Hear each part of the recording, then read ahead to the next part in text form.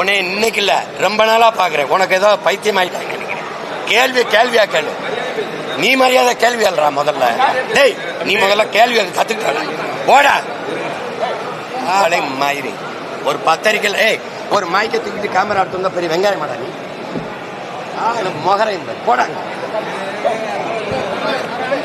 ஆளை மயிரி உனக்கு என்ன தம்பி பிரச்சனை?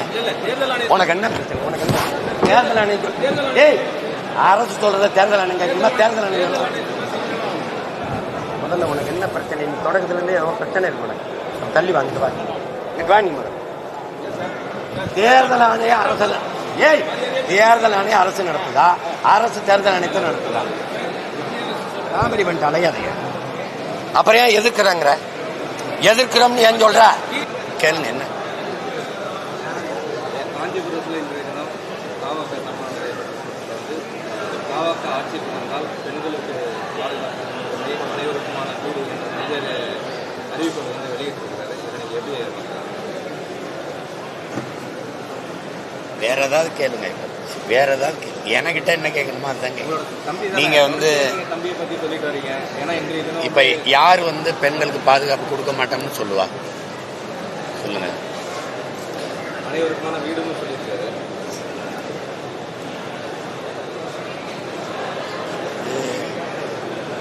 எல்லா கட்சியும் சொல்றதுதான். திமுக அதிமுக எல்லாம் கலைஞர் வீடு, அம்மா ஜெயலலிதா வீடு கொடுத்துட்டு இருக்கிறதுதான் சொல்லியிருக்காரு.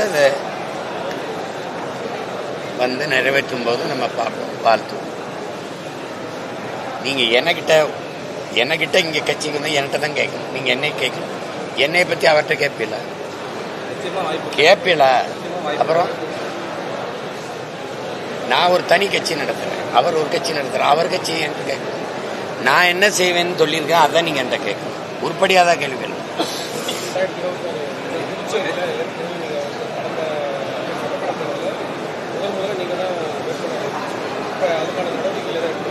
அது பிப்ரவரி 7ஆம் தேதி மாநாடு இருக்குது எங்களுக்கு திருச்சியில்.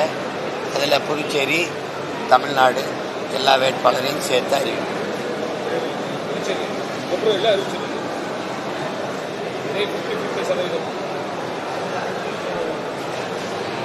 அதில் இதை மாற்றணும்னு நினைக்கிறீங்க? அது வாய்ப்பு இல்லை. நாங்கள் என் கோட்பாடு ஆணுக்கு பெண் சமம்ங்கிறது இல்லை, ஆணும் பெண்ணும் சமம்னு. மாகே ஏனத்தில் நாங்கள் போட்டியிட மாட்டோம், உங்களுக்கு தெரியும். அது எங்கள் கோட்பாடு மாகே ஏனம் வேணாம், மாநில உரிமை வேணும் அப்படிங்கிறதான் எங்களுடைய இது. அதனால மீதி இருக்கிற 28 கம்யூன் தானே அதில் போட்டியிட்டோம். புதுச்சேரியில் அதிகப்படியான ரெஸ்டாரண்ட்கள் திறக்கப்பட்டு அப்படின்னு சொல்லி எதிர்கட்சி குற்றம் சாட்டுகிறாங்க.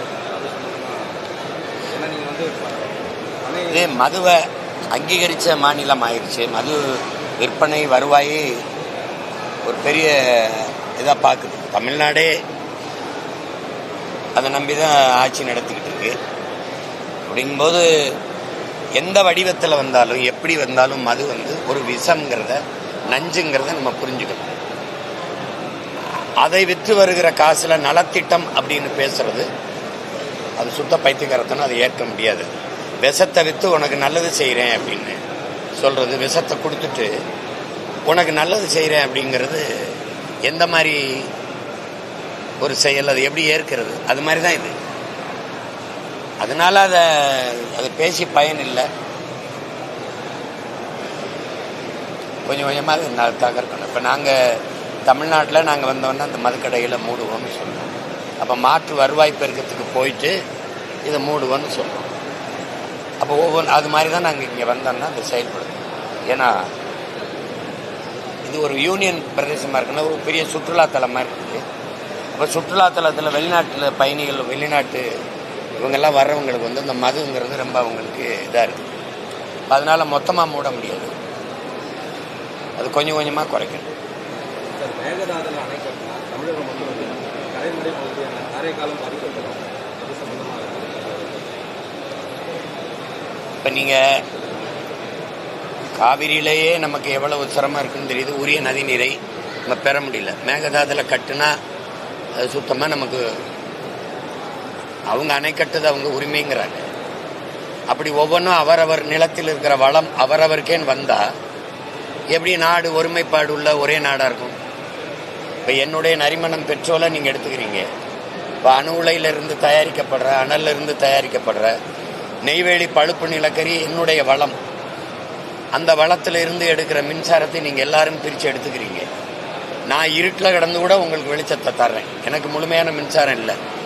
இப்போ அணு உலை என் நிலத்தில் இருக்கு. பெருவெடிப்பு ஏற்பட்டால் சாவு அழிவு எனக்கு, ஆனால் பயன்பாடு எல்லாரும் எடுத்துக்கிறீங்க. நீங்கள் அதே மாதிரி அவரவர் நீர் வளம் அவரவருக்கே நின்றுக்கிறீங்க. கேரளானா முல்லை பேரியாற்று நீர் எனக்கு, காவிரி நதி நீர் எனக்கு. இப்போ மேகதாத்தில் அணை கட்டினா எனக்கு சுத்தமாக நின்று அந்த அணை கட்டுவதற்கான அனுமதியை ஆட்சியாளர்கள் கொடுக்குறாங்க. இப்போ நீதிமன்றம் தருதுன்னா இந்த காங்கிரஸ் பாரதிய ஜனதா தான் அங்கே ஆளுது. அது தேச ஒருமைப்பாடு இறையாண்மையெல்லாம் பேசுது. கர்நாடகான்னு வரும்போது அந்த மாநில கட்சியாக மாறிக்கிட்டு சொல்றது விளங்குதுன்னு நினைக்கிறேன். என்னை இந்தியனா இருக்க சொல்லுது. அதே கட்சி அங்கே போனால் கன்னட மாநில கட்சியாக மாறிக்கிட்டு அந்த மாநில நலனை பேசுது. அப்போ அந்த மாநிலத்தின் நலனை ஏன் பேசுதுன்னா அங்கே காங்கிரஸ் இல்லைன்னா பாரதிய ஜனதா ரெண்டு ஆளுகிற உயரத்தில் இருக்கு. இப்போ மேகதாதுல அணையை கட்டாத அப்படின்னு ஒரு இப்போ பாரதிய ஜனதா சொன்னால் காங்கிரஸே ஜெயிக்கும், காங்கிரஸ் சொன்னால் பாரதிய ஜனதா ஜெயிக்கும். அங்கே இன்னும் எங்களுக்கு இங்கே இருக்கிற காங்கிரஸ் பாரதிய ஜனதா கட்சிகள் பேசுமா? பேசாது. ஆனால் நாங்கள் மானங்கட்டு போய் இன உணர்வு மான உணர்வு இல்லாமல் திருப்பி திருப்பி அவனுக்கே ஓட்டப்படுவோம். அதனால எனக்கு அந்த அவனுக்கு எனக்கான அந்த உரிமையை பற்றி அவன் ஒருபோதும் கவலைப்படுறது இல்லை. இப்போ மேகதாதுல அணை கட்டுறான்ல, இந்த காங்கிரஸ் வெற்றிக்கு போய் ஓட்டு கேட்டார்ல ஐயா ஸ்டாலின், அவர்கிட்ட தான் நீங்கள் கேட்கணும். நீ போய் கர்நாடகாவில் வென்று வந்தால் மேகதாதுல அணை கட்டுவான். ஏற்கனவே அதுக்கு நிதியாக 9,000 கோடி ஒதுக்கிட்டான். அப்போ நீ அவனை போய் ஜெயிக்கவே நான் கட்டுவானா கட்ட மாட்டானா? இப்போ நீங்கள் என்கிட்ட கேட்குறத ஐயா ஸ்டாலின் அவர்கிட்ட தான் எழுது. செயல்பாடுகள் சரியில்லை. இல்லை அவர்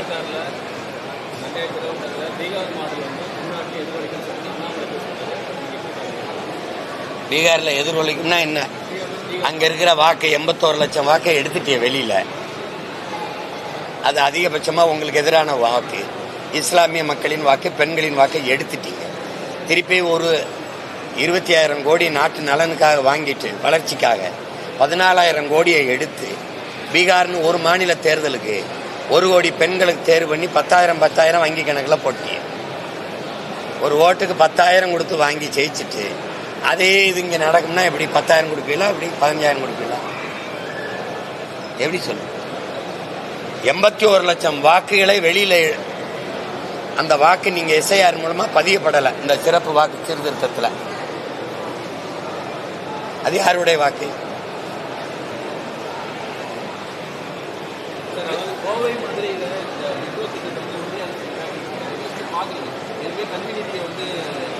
கோவை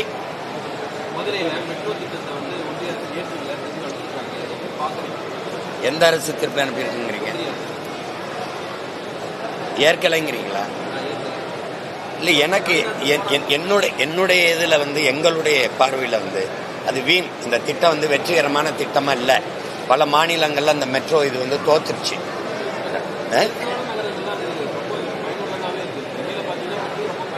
யார் சொன்னா? யார் சொன்னா? யார் சொன்னா? அதுக்கு எத்தனாயிரம்? 72,000 கோடி நீங்க ஒதுக்கிறீங்க. சாலையை ஒழுங்கா போட்டு அரசு பேருந்து நடத்துதில்ல.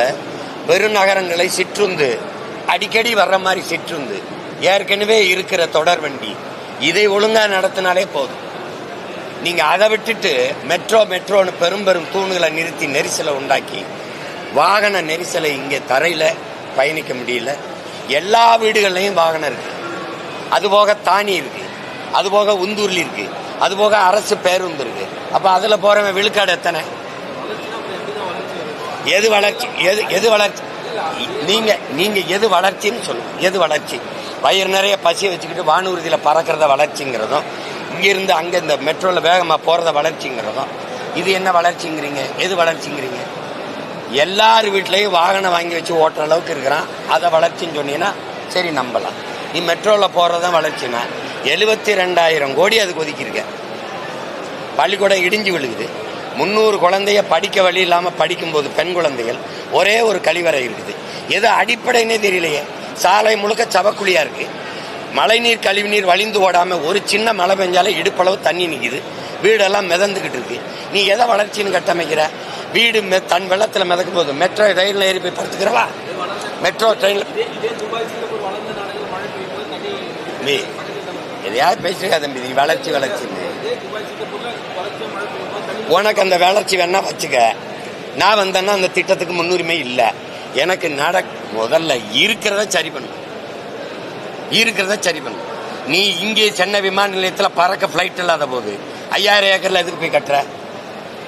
ஏற்கனவே இருக்கிற சென்னை துறைமுகம், தாத்தா காமராஜ் பேர்ல இருக்க துறைமுகம், பாட்டனார் வாபூசி பேர்ல இருக்க துறைமுகத்துக்குள்ளேயே வேலை 38 விழுக்காடு, 58 விழுக்காடு, 55 விழுக்காடு தான் வேலை நடக்குது. அப்புறம் அதுக்கு 6111 ஏக்கர்ல மறுபடியும் துறைமுகம் கட்டுற? கொழுப்படுத்த போய் கட்டுறியா? இருக்கிறதுல வேலை நடக்கலைங்கிற அப்புறம் அதுக்கு அங்கே போற? எதுக்கு முதலாளியை கொண்டு கொடுக்குறாத? அதை கட்டிக்கன்னு எது கட்டுற? இப்போ நீ ஃப்ளைட் கட்டுற, ஏர்போர்ட் கட்டுற, பறக்க போற ஃப்ளைட் யாரோடது? அரசோட தான், முதலாளியோடதா?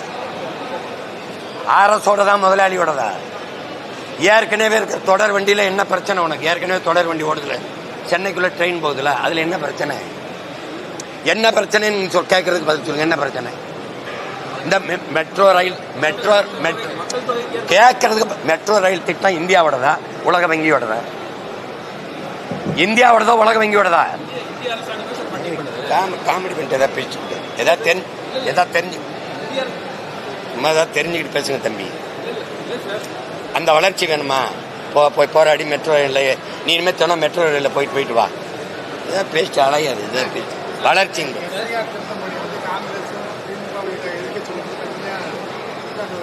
யாரு? நான் கேட்கிறேன் இருங்க. எஸ்ஐஆர் கொண்டு வரும்போது மம்தா எதிர்த்து செயல்படுத்த முடியாதுன்னு மக்களை திரட்டி போராடுது, பேரணி போகுது. எஸ்ஐஆர் தமிழ்நாட்டில் செயல்படுத்துற கட்சி ஆட்சியா இருக்கு. விஎல்ஓ பூத் லெவல் ஆபீசரை போட்டது யாரு? அங்கன்வாடியில் வேலை செய்யறவங்களையும், சத்துணவுல வேலை செய்யற அம்மாவையும், இந்த ஹெல்த் லேபருங்கிற கொசு மருந்து அடிக்கிறோம் இந்த ஆஸ்பத்திரியில் வேலை செய்யறவங்களையும் அது பூத் லெவல் ஆபீசரா போட்டு போய் கணக்கெடுன்னு அனுப்பின ஆள் யாரு? திமுக தானே. உனக்கு என்ன தம்பி பிரச்சனை? தேர்தல் ஆணையம் அரசு சொல்றத தேர்தல் ஆணையம் கேட்கணுமா? தேர்தல் ஆணையம் முதல்ல உனக்கு என்ன பிரச்சனை? நீ தொடக்கத்துல இருந்தே பிரச்சனை இருக்கு. தள்ளி வாங்கிட்டு வாங்க. தேர்தல் ஆணையம் அரசு தேர்தல் ஆணையம் அரசு நடத்துதா? அரசு தேர்தல் ஆணையத்தை நடத்துதா? காமெடி பண்ணிட்டு அலையாதைய. அப்புறம் ஏன் எதிர்க்கிறாங்க? எதிர்க்கிறோம்னு ஏன் சொல்ற? எப்போ நீதிமன்றத்தில் வழக்கு போட்டா? எப்படி வழக்கு போட்ட? இதை எதிர்க்கிறேன்னு போட்டியா? உன்னை இன்னைக்கு இல்ல ரொம்ப நாளா பாக்குறேன். உனக்கு ஏதோ பைத்தியம் ஆயிட்டாங்க நினைக்கிறேன். கேள்வியா கேள்வி. நீ மரியாதை கேள்வி அல்றா முதல்ல. டேய் நீ முதல்ல கேள்வி கத்துக்கிட்ட போடா. ஆளை மாயிரி ஒரு பத்திரிக்கையில் ஒரு மைக்கை தூக்கிட்டு கேமரா எடுத்து பெரிய வெங்காயம் மாடா நீ மொகரை போடாங்க. ஆளை மயிரி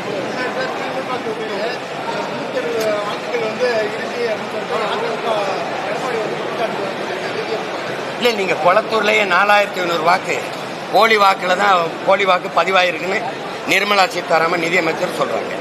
இது அப்ப இந்த போலி வாக்கு பதிவானதை நீங்க எப்ப கண்டுபிடிச்சீங்க?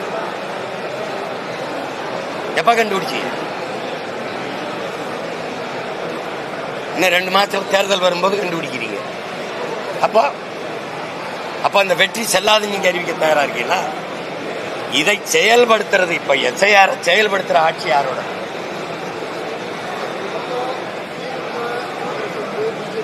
இப்ப குறை சொல்றீங்களா? கர்நாடகால எஸ்ஐஆர் செயல்படுத்துறீங்களா இல்லையா? நீங்க தானே ஆள்றீங்க.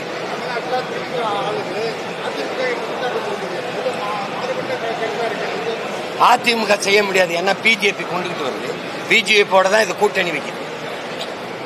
அப்ப அந்த பிஜேபி கூட்டணி வரும்போது அது கொண்டு வர இந்த இதை எதிர்க்க முடியாதுல்ல. எதிர்த்தா அப்படி கூட்டணி வைப்பீங்க. இப்போ நீங்க பூத் லெவல் ஆபீசர் ஒரு ஆபீசரா போடுறீங்க. கட்சிக்காரர் எதுக்கு கூடவே போறாரு? திமுக கட்சிக்காரர் கவுன்சிலர் மாவட்ட செயலாளர்லாம் எதுக்கு போறாரு? போகும்போது என்ன ஆகும்? எது உங்க ஓட்டுலையோ அந்த ஓட்டெல்லாம் தூக்கி விட்டுருவீங்க. நடக்குமா நடக்காதா சொல்லு? நடக்குமா நடக்காதா சொல்லு? இப்போ ஒரு வேளை போறீங்க, அங்க என்னோட படமோ என் தலைவர் படமோ எங்க கொடியோ அங்க இருந்தா அந்த ஓட்டை வப்பியெல்லாம் எடுத்து விட்டுருவீங்க. இப்ப நீங்க போகும்போது தம்பி விஜய் படம் ஒரு வீட்டுல இருந்ததுன்னு வச்சுக்கிறீங்க, இந்த இவங்க என்ன செய்வாங்க? இந்த ஓட்டை எடுத்து விடுவாங்களா வச்சிருப்பாங்க?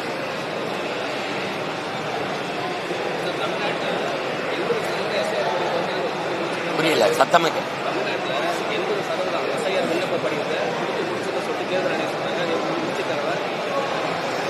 நீங்க ஒரு 10 நாளைக்குல 5 கோடி பேருக்கு இந்த எஸ்ஐஆர் இந்த படிவத்தை கொடுத்துட முடியும்னா, நாங்க சாதிவாரி கணக்கெடுப்பு எடுக்க சொல்றோம்ல, அதுல என்ன 10 நாள் எடுக்க முடியறவங்களால அதையும் எடுக்க முடியாது. நீங்க அதுல இருக்கிற குளறுபடியை நீங்க பாக்குறீங்க. இதை கொடுத்து ஒரு இது கொடுத்து அதை பதிவு பண்ணி நீங்க கொடுத்தா பிப்ரவரி 7ஆம் தேதி இறுதி பட்டியலை அறிவிப்பேங்கிறீங்க. ஒருவேளை எங்க வாக்குகள்லாம் விடுபட்டுருச்சு அப்படின்னு வச்சுக்கிறீங்க, அந்த பிப்ரவரி 10-15க்குள்ளேயே நீங்க தேர்தலை அறிவிச்சிருவீங்க. தேர்தலை அறிவிச்சிட்ட பிறகு மறுபடியும் என் வாக்கு விடுபட்டு போச்சு, இதை பதிவு பண்ணி நாம் திருப்பி வந்து என் வாக்கை புதுப்பிக்க கால அவகாசம் இருக்குமான்னு நீங்க வச்சுக்கணும். இருக்குமா? இவ்வளவு அவசரமா இந்த வாக்கு சரி, இது சீர்திருத்த வேண்டிய தேவை என்ன இருக்கு? சரி பார்க்க வேண்டிய தேவை என்ன இருக்கு? இப்ப நம்ம ஒரு கேள்வி கேட்போம். ஒரு நிலத்துல வேளாண் பயிர் விளைய வச்சிருக்கோம், களை இருக்கு, களையை மட்டும்தானே எடுக்கணும். மொத்த பயிரையும் அழிச்சிட்டு மறுபடியும் பயிரிடுவோம் வாங்கன்னு கூப்பிட்டா இது எப்படிப்பட்ட பைத்தியக்காரத்தனம்னு நீங்க வச்சுக்கணும். எப்படிப்பட்ட செயல்? களையை மட்டும் தானே எடுக்கணும். அப்ப எங்கெங்க தவறா வாக்கு ஒருத்தர் 2 வாக்குரிமை வச்சிருந்தாரோ அதை நீக்கு. இறந்தவருடைய வாக்கு அந்த பேர் நீக்கப்படாம வாக்கு பட்டியல இருக்கா, அதை நீக்கு. அதான வேலை. அதை விட்டு மொத்தமா அழிச்சு மறுபடியும் பதிவு செய்யணும், அதுக்கான கால அவகாசம் இருக்கா? அப்ப நீ படிவம் கொடுத்து என்ன போகுது?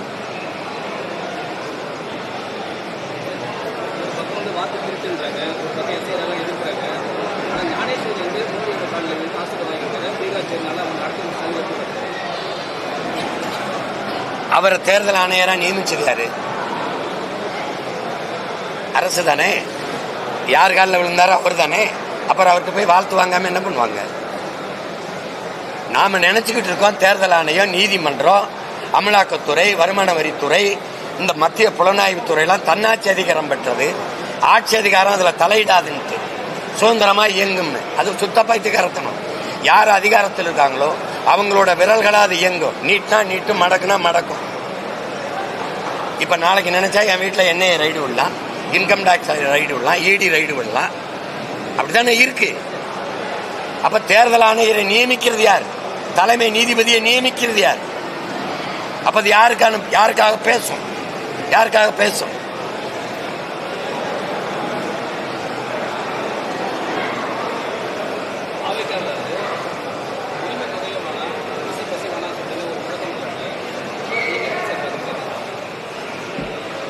இல்ல அதுல ரொம்ப நான் பேசிட்டேன். அப்ப திருப்பி பேச முடியாது.